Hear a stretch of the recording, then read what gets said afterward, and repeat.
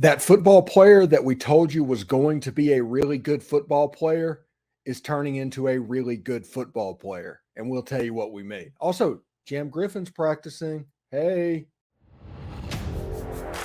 You are Locked On Ole Miss, your daily podcast on the Ole Miss Rebels. Part of the Locked On Podcast Network, your team every day.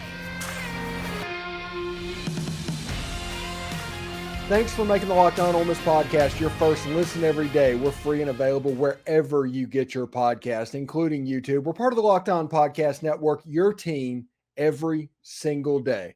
Ole Miss every day. It's a lifestyle. And thank you very much for making the Locked On Ole Miss podcast your Ole Miss morning show.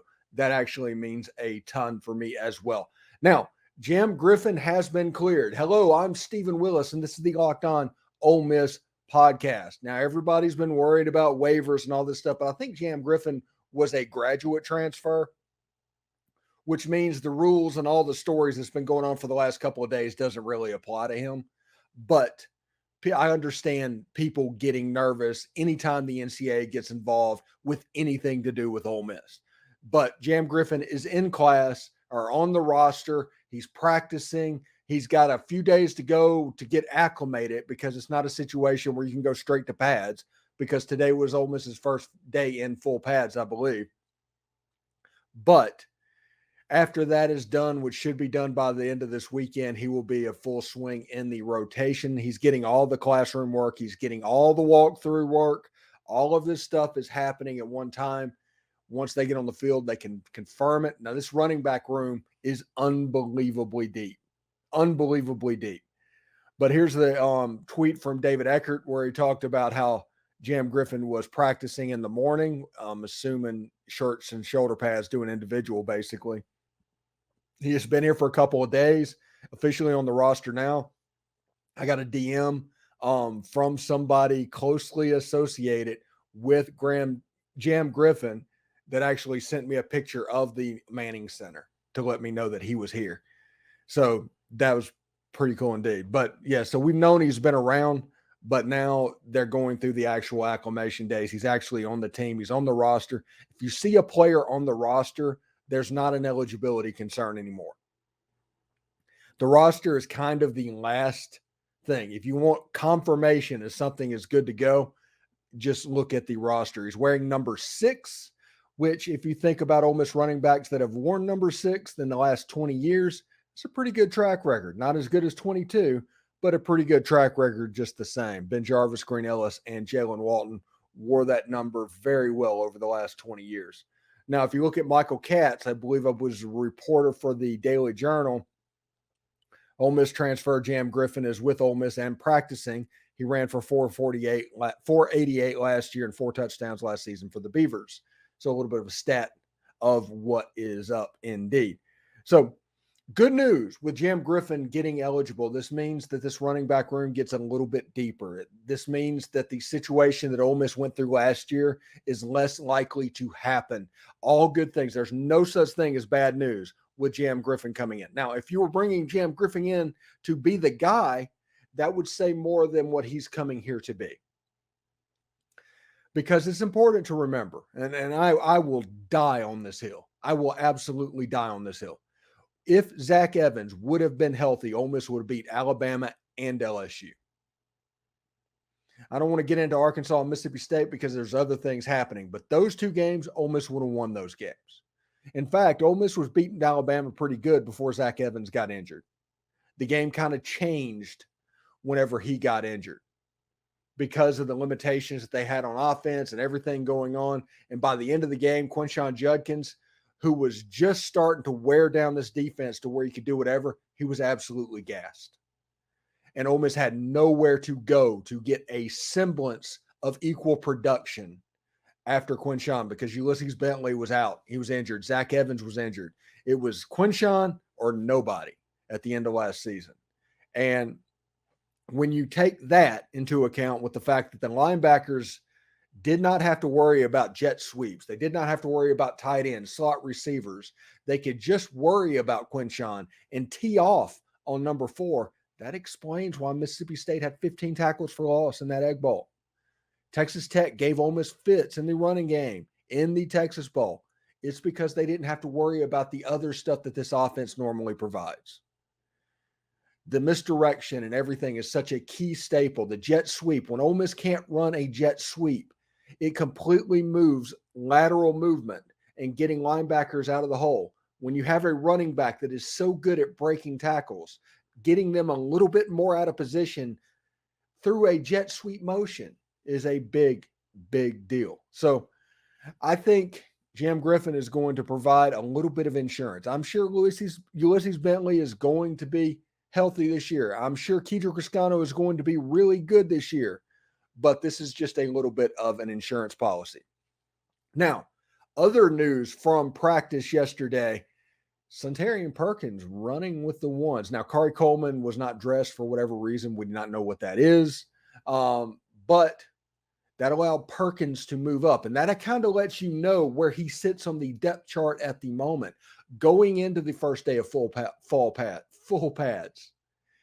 And Perkins, no word is how he did, but if he was there, he's picking up this defense at lightning quick speed. I've talked about for months that there's a chance that we could have a Patrick Willis 2003 type situation on our hands with Rob Robertson and every Ole Miss fans for years, and until they're in the ground, will argue that was a mistake. Now, I do agree that it was probably hindsight. We look at what Patrick Willis became in 2006 and just posted that to a true freshman. Good player. He could do a lot of things, but I don't think we need to go overboard. Now, does this mean that Perkins is going to be the guy that lines up next to Monty Montgomery against Mercer? I mean, the best we can say, and the best anybody can say at this point is maybe, because this is literally the first full day in pads. The first full pads day today. So a lot of water has to go under that bridge. But I'm excited about what Perkins can be. I told you when I was down at the Under Armour All-American game, he was the best player on the field when they played real football. Today, they're starting to play real football. We'll see exactly how he does. Pete Golding actually characterized him as the best linebacker in the country last season. So the ceiling for Suntarine Perkins is through the roof, absolutely through the roof. So we'll see exactly what happens with him there. Now, we have the quarterback position and everything. The social media account of the day. We've talked about this for like 3 straight days, and finally the social media account kind of picked up on it, and they did a picture today of Spencer Sanders. We've been talking about you can't have a quarterback competition when everything is one-sided. At least they're putting this up there and they're handling here. I mean, after Jaxson Dart on social media, the next quarterback that was getting his picture taken the most and being placed on there in a prominent role was Austin Simmons, the quarterback out of Pahokee, Florida. And it's going to be really interesting to see. Spencer Sanders, from all accounts, is having a really good camp. Okay. I'm not willing to call this necessarily a competition at this point, because until we get confirmation that Jaxson Dart is actually taking snaps with the twos, even part-time, it's not a competition, in my opinion. I mean, good players having a good camp. Walker Howard's having a good camp. Austin Simmons is having a good camp. All 4 quarterbacks are playing just out of their minds at this moment. So really, really interesting stuff there. And I just don't want to go overboard with it. And Lord knows that I go overboard about half the time. But when it comes to what we can do and where we are in this situation, I kind of want to just what I see talk about. What I see, I want to comment on. I don't want to project anymore. We can project all of these quarterbacks are going to be really good, but what happens if they're all really good, like what's happening? And what appears to be happening is Jaxson Dart is the most toolsy of the older quarterbacks. Just is what it is. Just want to let you know that today's show is brought to you by eBay Motors. For a championship team, it's all about making every player, making sure they're the perfect fit. It's the same when you get your vehicle. Every part needs to fit just right. So the next time you need parts and accessories, head to eBay Motors. With eBay Guaranteed Fit, you can be sure every part you need fits right the first time around. Just add your ride to my garage and look for the green check mark to know your part will fit or your money back. Because just like in sports, confidence is the name of the game when you shop on eBay Motors. And with over 122 million parts to choose from, you'll be back in the game in no time. After all, it's easy to bring home a win when the right parts are guaranteed. Get the right parts, the right fit, and the right prices on ebaymotors.com. Let's ride. eBay's guaranteed fit is only available to U.S. customers, eligible items only, exclusions apply. Thanks for making the Locked On Ole Miss podcast your first listen every day. We're free and available wherever you get your podcast, including YouTube. Part of the Locked On Podcast Network. Your team every single day. I forgot to do a tease before the break. We're going to talk a little bit about Trever Jackson, who on 3 has a couple of RPMs have come in for him to commit later on this month to Ole Miss. He has not done it yet. We are going to talk about what he does in high school. We're going to talk about his profile and things like that as well. Now, Trever Jackson is a really good player. After Damon Williams decommitted about a month ago, whenever Austin Simmons did commit, there was an opening for that 2024 class. And when Juice Fest happened and the Manning Center opened, Ole Miss had Trever Jackson up for an unofficial visit. You can see exactly where he sits. On 3, he's a 4-star. 247, he's a 3-star. ESPN, he's not just a 4-star, but he's the number 200 player in the country. That's important, and I'll tell you why in just a second. And Rivals.com has him at a 5.7 3-star at the moment. Now, if you look at ESPN, having him ranked that highly, ESPN and Under Armour are attached at the hip. They just are. That is ESPN's journey into high school football, essentially, is through that Under Armour game and the Under Armour camp circuits that's going on. ESPN having him ranked that high means that you would think that he's at least an alternate for that game. And him being in Winter Park, Florida, knowing that you don't have to pay $1,000 for travel, there's a good chance I think that Trever Jackson could end up on the field in Orlando.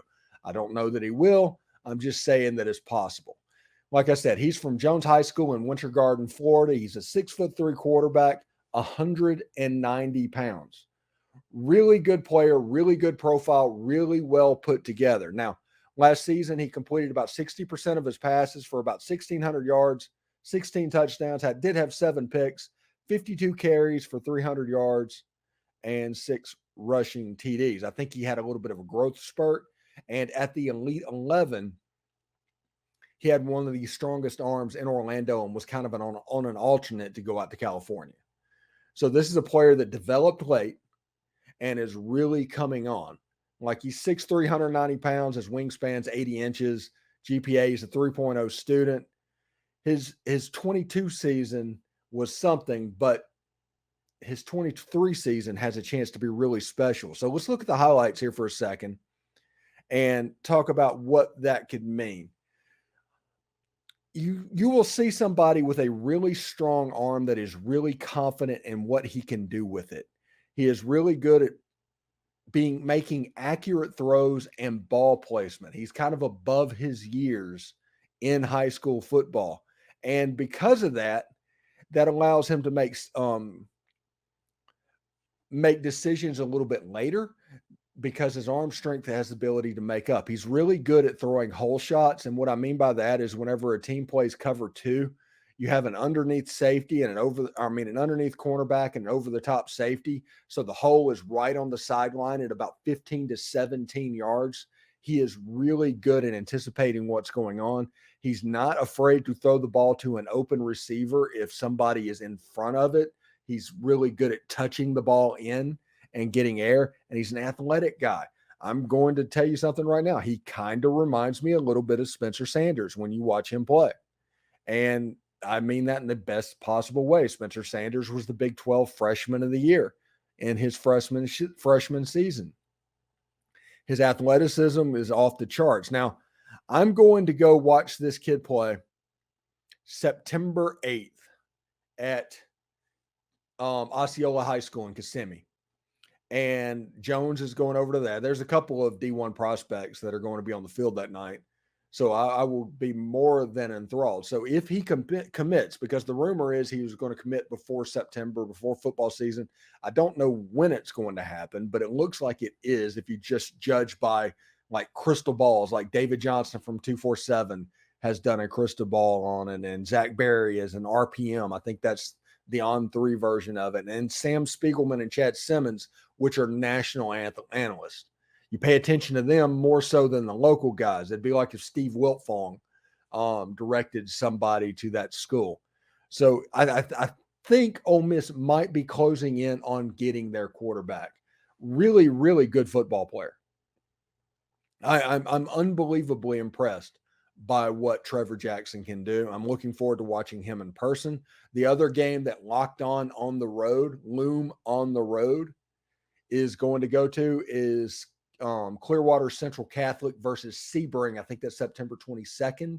And those Ole Miss recruits in Florida and games going on. There might be more added to that, but that is kind of the 2-game slate for Friday night that we're going to. We'll do social media type stuff. We might do videos reacting to it whenever we get back, but mainly we're going to do social media stuff and just kind of put stuff in our back of our brain for whenever we're talking about these prospects. Between Trever Jackson and Andy Jaffe, I think Ole Miss is doing very well in Central Florida, and it's genuinely worth paying attention to, honestly. So when we come back on this Friday episode of the Locked On Ole Miss podcast, we will take your viewer mail. We have a couple of interesting questions, kind of outside the box questions about Ole Miss football that we're going to get to. So stick around. Thanks for making the Locked On Ole Miss podcast your first listen every day. We're free and available wherever you get your podcast, including YouTube. We're part of the Locked On Podcast Network, your team every single day. Ole Miss, it's a lifestyle. Thank you so much for making the Locked On Ole Miss podcast Ole Miss's morning show. It means a ton that you guys think of the show that way, and our numbers are absolutely blowing up. We've been in the top 200 on the iTunes charts all week, and we're getting nearly 2,000 views per episode currently. And we're just going to build those up as we go. So thank you very much for that. Now, our viewer mail segment, which has turned into be quite a hit. That's the reason we keep doing it. We only planned on doing it the week leading up to camp, where people can ask questions about camp and things like that. But it's turned into a real thing to where I put it on all call for topics today and questions today, and immediately got like 6 or 7. So it's really cool indeed. And thank you very much for taking part in that. Now, this question is from Tanner WC from Discord. Most of our questions are from Discord. We have enough people on there that it's an active community. We'll tell you about that at the end of this segment if you're interested in joining the Discord. Tanner WC asks, how do you think the team would react if somebody other than Dart were to take over as quarterback? Okay. I know what you're asking here. I don't know if that is the direction I'm going to go with it. Because you have to understand this. With their own eyes, for Jaxson Dart not to be the quarterback, they will have to witness Spencer Sanders or whoever wins the job being the better quarterback in practice. With their own eyes have to do it. So whoever plays quarterback, I don't think there's going to be a problem. The only problem would be is if they just willy-nilly sat down Jaxson Dart when he didn't deserve to be. That would be problematic. That would be something you want to look at. But if Jaxson Dart got injured and I started thinking about your question, I think the team would take it pretty hard because of what Jaxson Dart went through with them last season.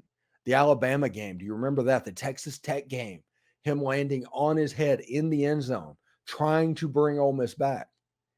If you have a situation like that and he gets hurt, I do think it would have an effect on this team because everybody has said, and I get DMs all the time about Jaxson Dart winning the locker room last season. And that play against Alabama, that play against Texas Tech. went a long way, even though that was in losing causes, to instill that he is in the fight with the other guys. He's not just the pretty boy quarterback that's sitting back in the back trying to say things without actually having to do them. This is somebody that's gone through the battles with the players. The players see that. And because of that, Jaxson has the locker room. So if Spencer Sanders or whoever else wins this quarterbacking job, the first thing that's going to happen for Lane Kiffin, because this is part of the calculus, and whenever you name a starting quarterback to begin with, it has to be obvious to the other teammates who the better quarterback is. So in fall camp, to make that change, you would have to have an obvious Spencer Sanders win. Now, it's like I said last year with the Luke Altmaier, Jaxson Dart thing, and for better or for worse, because what was going on. For Luke Altmaier to become the starting quarterback at Ole Miss, he would have had to be heads and shoulders better than Jaxson Dart. Tie goes to Jaxson Dart in that situation every time because of the outside stuff that has come in. That is kind of this situation as well, almost in reverse, because of that bond that he's built with his teammates. A tie would have to come to Jaxson Dart. Spencer Sanders cannot win this job being even or even close. Spencer Sanders would have to be the obvious number one choice for quarterback for him to be the number one quarterback because of the other stuff that is coming into play. Also, I think that Walker Howard and Austin Simmons right now are actively competing for the 2024 job. That is that race that nobody is going to talk about this year, but every single practice is about getting to as much of a lead as you can going into spring next season in case Jaxson Dart has that year where he throws for 3,500 yards, 30 touchdowns, and 7 interceptions or something like that. And he decides that he wants to go pro, and that quarterback competition becomes an open quarterback competition. We talked about Trevor Jackson in the last segment. The reason Trevor Jackson would be interested in play is because of the transfer portal, because of Jaxson Dart maybe going pro. This quarterback room that is so stacked right now with 4 players might have 1 or 2 players in the room next year. That's the way the portal works. Walker Howard has used his transfer, and they've made it difficult to transfer as well. So odds are he is going to be there. But what about the other guy? What about Austin Simmons? And Trevor Jackson will come in and reap the benefit of probably being at worst the number 3 quarterback next season. And with the transfer portal, that's a situation that's going to work out itself. That's just the way it works. I think I went over every possible scenario with the quarterback room, so I hope that answered your question, Tanner. All right. Corn on the Cob asks, will Judkins be remembered as the best running back in Ole Miss history? Yes. Thank you. No, I started looking at this one and I wanted to get in the weeds a little bit because there's a couple of different layers. The best single season in Ole Miss running back history, he's already done that. He will be remembered that forever. Second all-time SEC freshman rushing total behind Herschel Walker, that is Quinshon Judkins. You cannot take that away from him. And because of that, he's already got a leg up. So if he has the same exact season he had last year, and last year was not as good as he could be, that's the really scary point. You have a situation where Quinshon Judkins could be the school all-time rushing leader after his sophomore year. Now, will I think it happen? No, I don't. I think that Quinshon will break the record before he leaves, but I don't think he'll get it this year because I don't know if Quinshon will have another year where he runs for 1,500 yards.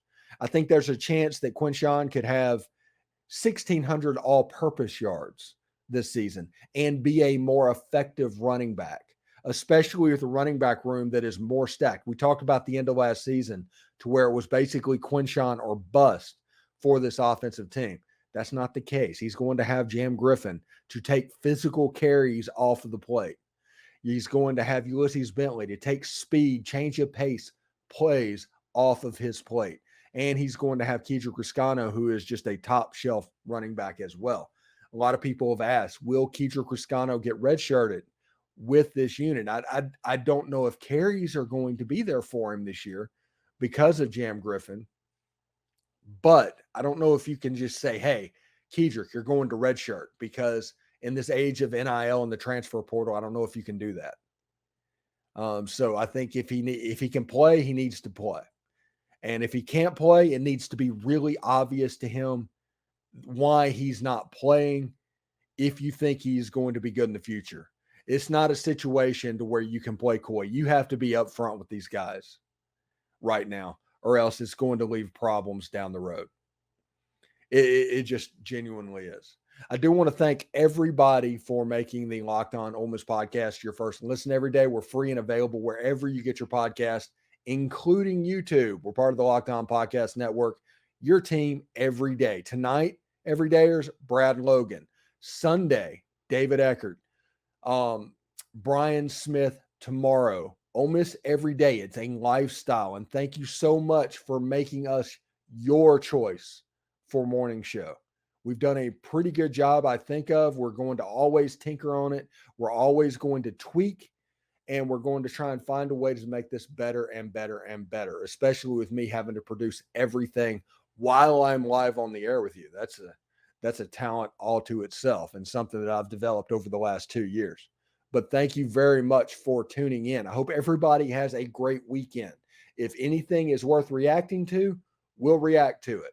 If anything's worth overreacting to, we'll overreact to it. But for the most part, we'll see you Monday on the Locked On Ole Miss podcast. Hotty toddy.